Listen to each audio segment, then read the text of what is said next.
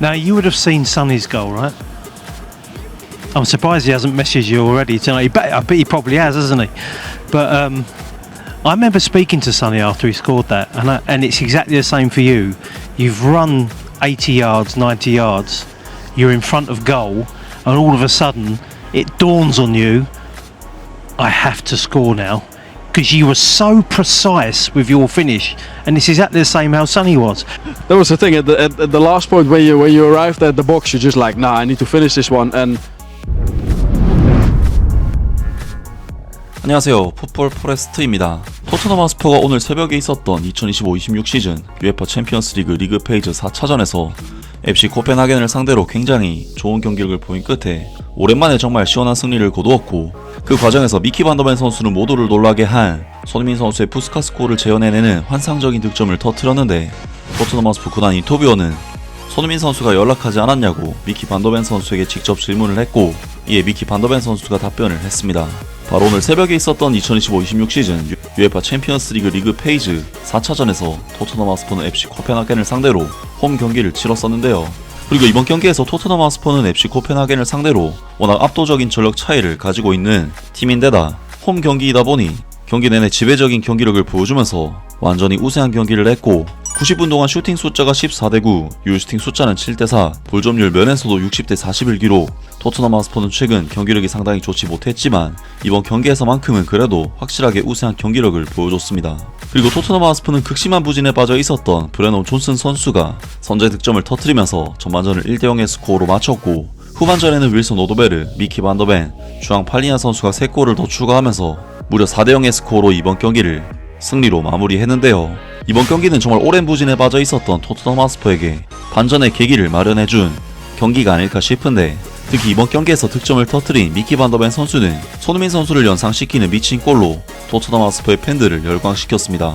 미키 반더벤 선수는 63분 페널티 박스 안에서 턴오버의 볼을 넘겨받은 뒤 전진 드리블로 치고 나갔는데, 놀랍게도 미키 반더벤 선수는 수비수 5명, 6명이 둘러싸는 상황에도 볼을 뺏기지 않으면서 계속해서 치고 나갔고, 결국 페널티 박스 앞까지 도달해서 완벽한 마무리로 득점을 터뜨리면서 정말 자신의 인생에 남을 만한 역대급 골을 터뜨렸는데요. 미키 반더벤 선수의 이번 득점은 손흥민 선수가 2019년 번리전 당시 터뜨렸던 푸스카스 수상골과 과정이 거의 똑같은 골이었는데, 손흥민 선수 또한 하프라인 아래에서 볼을 받은 뒤 중앙으로 직접 치고 나가면서 대여섯 명의 수비수들을 제낀 뒤에 득점을 터뜨렸었고, 이번 미키 반더벤 선수의 득점은 거의 유사한 득점 장면이라는 부분에서 토트넘 팬들에게는 손흥민 선수의 향수를 느낄 수 있게 해주는 득점이었는데요. 토트넘 하스퍼 공식 SNS 계정에서도 손흥민 선수와 미키 반더벤 선수의 골 장면을 올리면서 똑같은 장면이었다라고 글을 올려서 손흥민 선수를 소환했는데, 토트넘 하스퍼 구단 인터뷰어는 손흥민 선수가 연락하지 않았냐고 미키 반더벤 선수에게 직접 질문을 했고, 이에 미키 반더벤 선수가 답변을 했습니다. Joined by Mickey van de Ven, who's probably just scored goal of the season, maybe one of the greatest ever Tottenham Champions League goals we've seen here at the stadium. Mickey, let's just start with your goal tonight. Tell us how you saw it. Yeah, I saw it back in the dressing room, to be honest. I get the ball in the own box, and every time I saw a little gap of space in front of me, and I saw dribbling, I was like, hey, every time I can get a bit more. And I know when I get my speed and the acceleration, it's difficult to catch up sometimes. And then at one way I was like, hey, I'm through. And I was like, I'm going all the way now and just try to score. And yeah, I did. Look, this is a very obvious question. Is that the best goal you've ever scored in your life? Yeah, by far. And even as a youngster, I mean, you must have had moments like that, because obviously you're so quick where you've run through. But to get to that position where the pitch opens up in front of you and you start to think, okay, I can go for this now. What does that feel like when you're running towards that south stand? I need to score. Done all the hard work. When I came through, to be honest, in my head I was like, I know my strike is quite good. So my left inside foot is quite strong.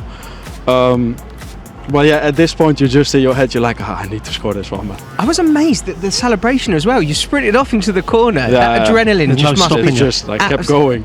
And then the guys there, I saw Kev standing there celebrating. So that was nice to see. Now, you would have seen Sonny's goal, right? I'm surprised he hasn't messaged you already tonight. I bet he probably has, hasn't he? But I remember speaking to Sonny after he scored that, and it's exactly the same for you. you've run 80 yards, 90 yards, you're in front of goal, and all of a sudden it dawns on you, I have to score now, because you were so precise with your finish. And it's exactly the same how Sonny was. He almost slowed himself up to make sure he got that connection and finish. There's no point running 90 yards and missing, is there? No, You got to score at the end of it. That was the thing at the last point when you arrived at the box, you're just like, nah, I need to finish this one. And I don't know what another teammate was next to me. I don't know who it was, and I know their centre back was in the middle. And of course, at one point he needs to make a decision. And I was like, nah, I keep going all the way now and just try to shoot it short corner. And to be honest, I haven't seen it go in. I just heard everyone celebrating, so I knew it's a real crisp, good finish. Anyway, look, we needed that tonight, didn't we? I mean, that was good. That was good. That's just what we all needed, wasn't it? Yeah, a really important one.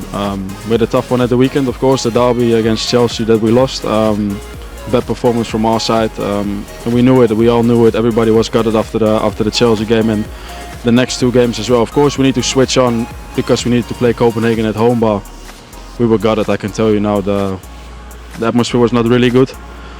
But yeah, we bounced back in a perfect way, I would say. We had a really good performance today, even when Brennan got sent off.